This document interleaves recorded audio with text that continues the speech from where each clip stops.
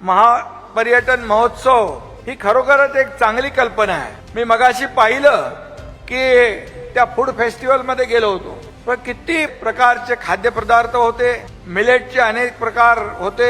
आपल्या आदरणीय प्रधानमंत्री मोदीजींनी मिलेटला प्राधान्य दिलंय। त्या ठिकाणी अनेक वस्तू पाहिल्या आणि खऱ्या अर्थाने एक उमेद आणि त्या महिला बचत गटांना एक आपण प्लॅटफॉर्म उपलब्ध करून दिला।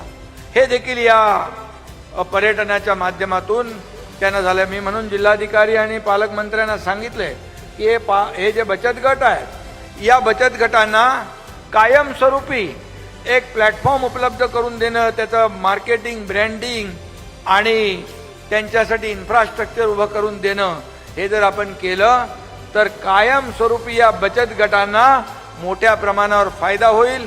आणि या लाडक्या बहिणी जे म्हणतो फक्त 1500 रुपये नाही, या लाडक्या बहिणींना लखपती बनवण्याचा सरकारचा जो विचार आहे तो पूर्ण होईल।